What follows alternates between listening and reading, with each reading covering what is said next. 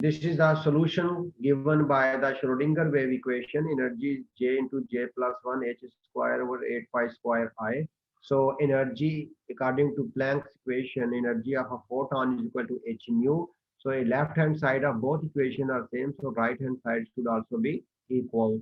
So frequency shall here be equal to H shall, we are dividing this equation by H from either side.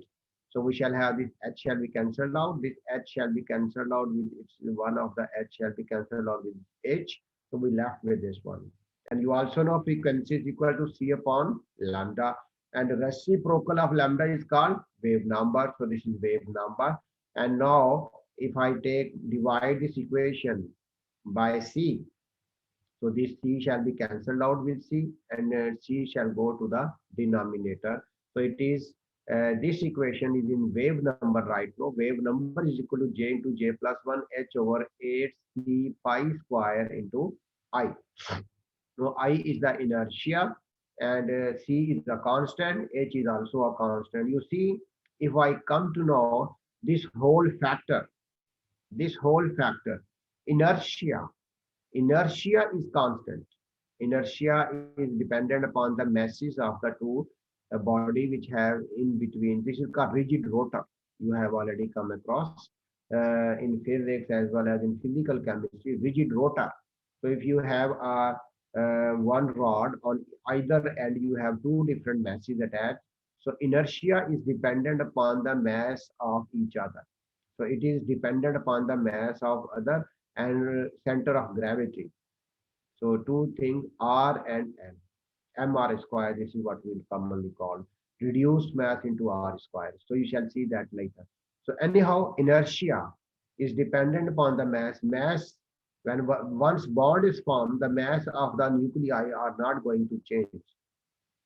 So that's why, let's say if you have a HCl molecule, one is hydrogen, other end is chlorine, both have different mass. So they have a inertia. So this inertia shall not change. It shall remain constant. So I is a constant, pi, C, 8, H. All of these are constants for one molecule, not for all molecules. For all these values shall be same, but inertia shall be different for different molecules. So for one molecule, these values are same. Either it is in ground state, it is in excited state, first, second, third rotational energy level, whatsoever. These inertia shall be constant for one molecule. So that's why we are taking this, multiplying all constant with each other. It gives us a value which is called B. This capital B is called line spacing, mean the difference between the two lines. So this is B is called rotational constant, right? Rotational constant. This is also called line spacing. It is equal to this one. Now you can calculate yourself the value of this. H, you know, 6.60 10 raised power minus 34. 8 is same. C is 3 10 raised power 8. Pi value 3.1416. And inertia is different for different molecules. So at least you can calculate this divided by inertia. So J is here, rotational energy level. All right. Now you see, if we are having an energy of molecule in J energy level, it is this one. You have already come across. Uh, Keeping in mind, I am writing here H energy E. We are not taking that in wave number just to say because you are familiar with energy difference, higher to minus. So we shall reconvert that back into wave number with same principle. It is J into J plus 1 H square 8 pi square I. This is the same equation Schrodinger wave equation says. This is a lower energy level J, but let's say it transits from lower to higher energy level. So allowed transition is it can go 1 plus higher. So energy in 1 plus 1 higher energy level to J. J plus 1 mean J is whatsoever. Let's say its value is 1. So J plus 1 means this shall be J2. This is J1, this is J2. So next higher in energy. This mean it is an allowed transition. So J plus 1 or it may be J minus 1 mean 1 less than J mean it is emitting energy. So equation number 3 just coming from Schrodinger wave equation. Next is we have J value is, let's say, 1. Here J value is what? It is going to next higher energy level, J plus 1, which is allowed transition. So we shall have J plus 1 here, J plus 1 plus 1. Now if we multiply this, so J plus 1 into J plus 2. So J plus 1 into J plus 2 shall be equal to J square plus 3J plus 2, right? So this is what we have seen. This is the solution, in fact, J3, J square plus 3J plus 2. We got J plus 1 into J plus 2. So J into J, J square, J into 2, 2J, J into 1, 1J. So overall, this shall be 3J plus 2, in fact. So this is the mathematical solution of this J plus 1 into J plus 2, this one. Now, on the other hand, now we have two equations. One is equation 3, other is equation 4. This is lower energy level, this is higher energy level. We have calculated their energy. If you remember delta E is what? Delta is higher energy minus lower energy. So delta is energy of higher state minus energy of lower state. So this is the final minus initial. This is final, this is initial. It is a moving from lower energy level to higher, which is absorption.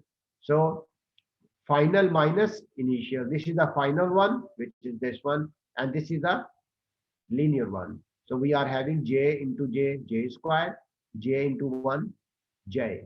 So it shall give you J squared plus J. Here we are having J squared plus 3J plus 2. So I have presented this in this form. J squared plus J is the solution of this, and J squared plus 3J plus 2 is the solution of this.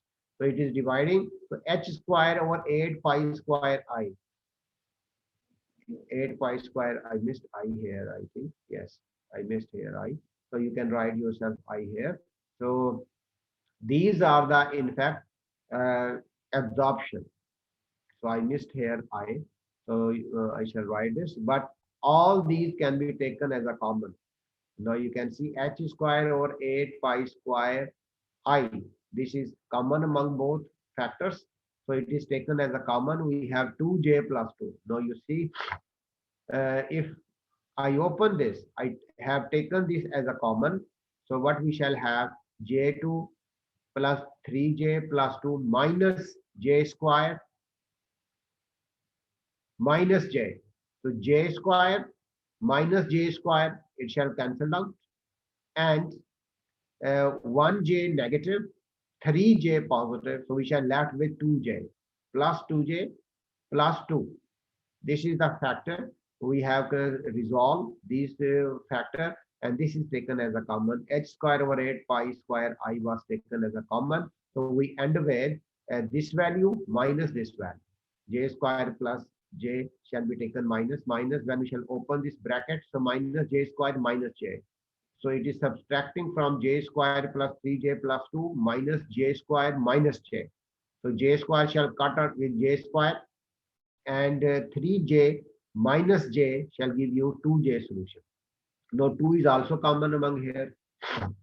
So we can take 2 common here. So J plus 1 into H square over 8 pi square over I is the energy difference, which is absorption.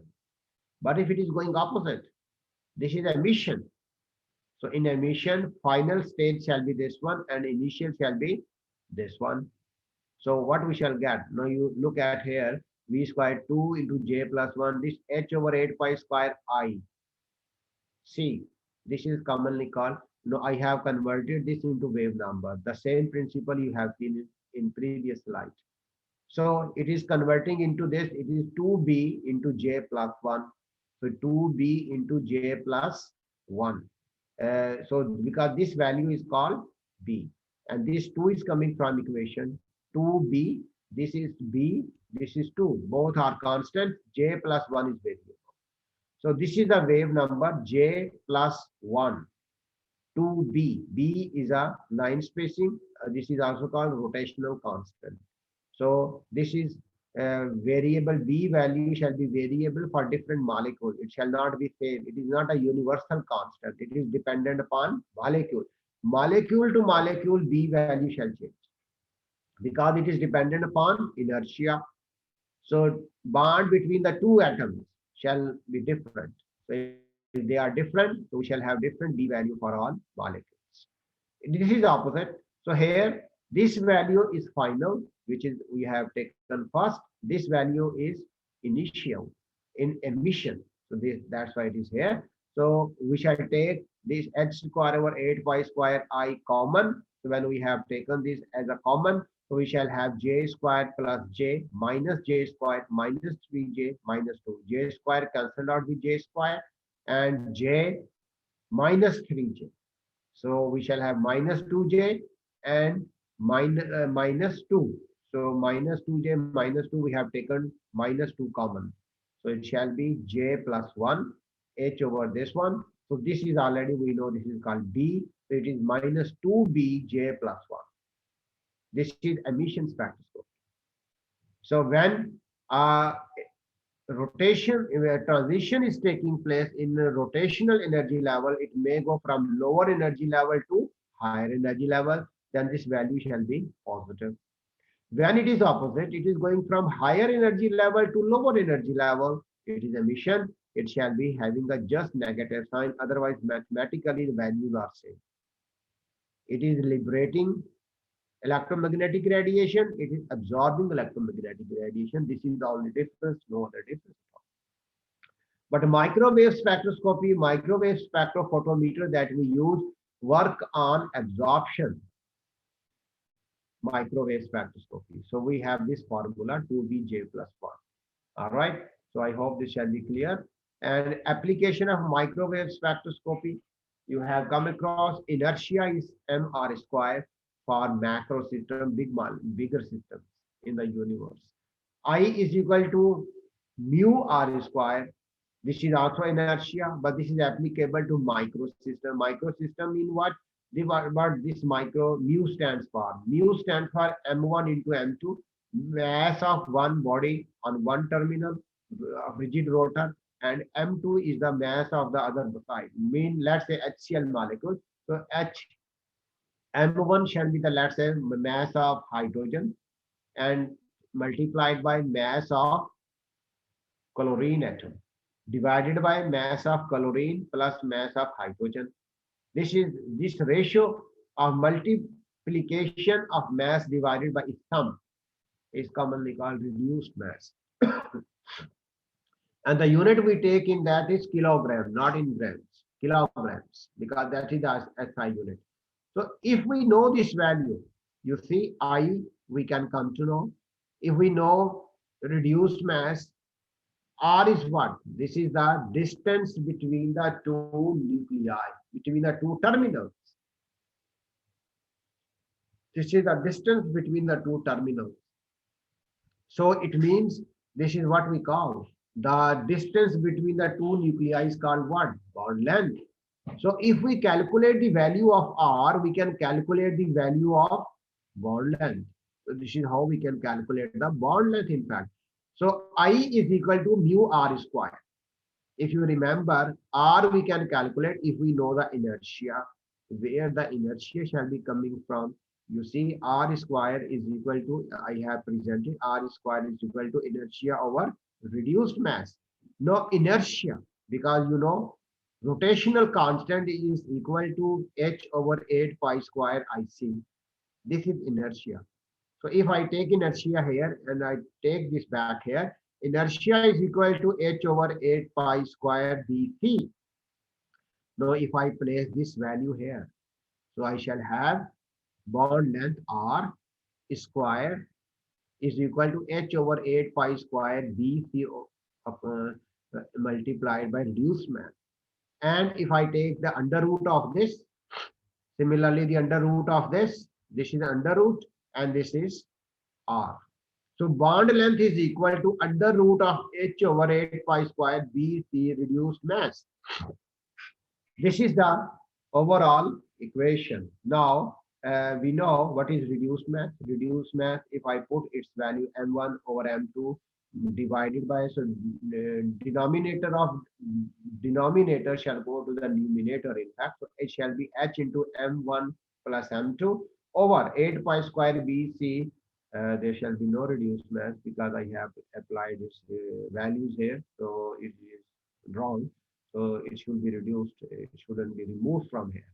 So in this case, this h is Planck's constant, c is the velocity of light, and pi is 22 by 7, which is 3.1416 value. Now look at its application. So one of the question, the line spacing in 2b. Observed in microwave spectrum of carbon monoxide is 3.84235 per centimeter. Calculate the bond length between carbon and oxygen in CO. CO is a molecule which is polar. Keeping in mind, we can all such bond can only be studied by microwave spectroscopy, which have permanent dipole. Carbon oxygen double bond in carbon monoxide. Hydrogen chlorine bond in HCl. In water, we have oxygen hydrogen two bonds. They are all polar bond. Water is microwave active, can study. Carbon monoxide, HCl, they are can be studied. But let's say chlorine atom, chlorine molecule. Both end we have two chlorines, which have no dipole change. It has zero dipole. So chlorine cannot be studied by microwave.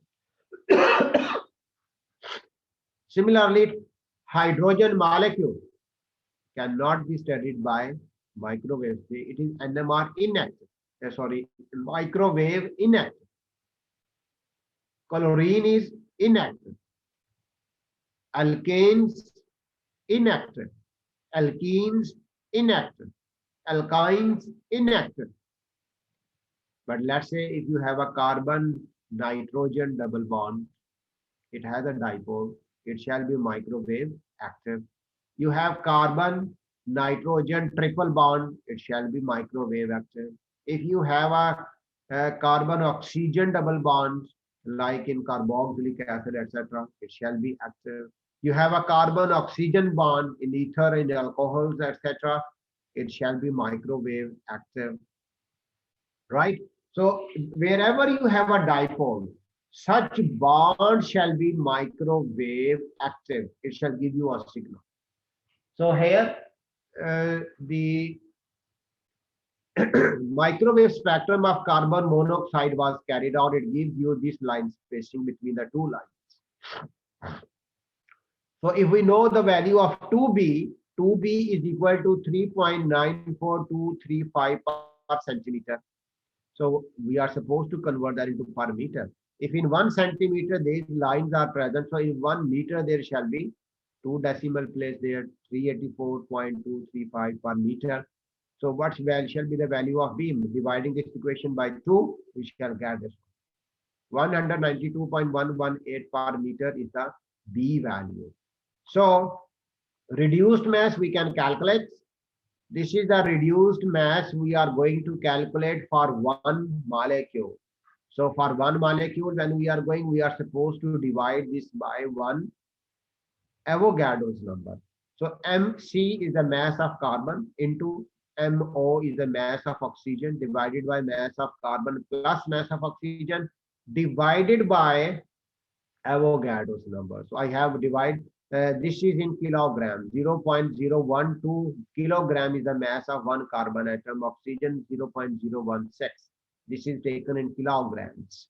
All right, and 6.0 10 raised to 23 the Avogadro's number. So we come to know the 1.139 10 raised to minus 26 kg is the reduced mass. Now I am going to put that value here. R is equal to h over 8 pi square BC reduced mass. If you remember, h we have calculated. This is a Planck's constant value. And all of these are taken under root. So this value, all of these values are under root. 8 pi square B value coming from this spectrum. This is 2.998 10 raised power 8 is the value which is velocity of light. Reduced mass we have already calculated. This one, if we resolve this, we come to know R is equal to 1.131 10 to raise power minus 10 meter. If you remember, 10 to raise power minus 10 meter is called what? This is called Armstrong. So we can say bond length here is 1.131 Armstrong. So what is the advantage of this whole practice? Calculating the carrying out the mass spectroscopy of carbon monoxide, we come to know what is the bond length. We cannot see this bond length. This is too small, but we come to know it is 1.13 Armstrong. If carbon has double bond with oxygen, like in carbon dioxide, it gives the radius 1.20. This is less than that. If it is carbon oxygen triple bond, it gives a radius which is 1.128. And you see, this is very closer to that, 1.131. It means carbon monoxide has a triple bond between them. So it means oxygen donates electron pair here. This oxygen donates electron pair here. This carbon is electron deficient. So this carbon become negatively charged. This oxygen become positively charged. So we get a one positive, one negative charge, but triple bond. This indicates that carbon monoxide doesn't exist in this form. It in fact exists in this form. Although both of these are resonant forms, but it more exists in this form because the bond length of this is very close to this, different to this. It is the 1 point. This is experimental value, which is not meeting this value if it is carbon oxygen double bond. So it means it doesn't exist in this form. How does it exist? Carbon monoxide exists in this form in which carbon is have negative charge and this oxygen has a positive charge. This is the other resonance form of this carbon dioxide that we normally present. So this is not included in your syllabi, but this is very important to understand that microwave spectroscopy of such molecules can be carried out, or any molecule can absorb microwave radiations if it has a polar bond. If you have a dipole present, so such molecule part which has dipole present shall only absorb microwave radiations. So permanent dipole moment is essential for microwave. If a molecule doesn't have a dipole, it's absorbing the microwave radiations. All right. So this is very clear. So I stop here. So we shall discuss a little bit more about microwave in next lecture, and I shall present very interestingly the next topic shall be IR spectroscopy. So session is open. If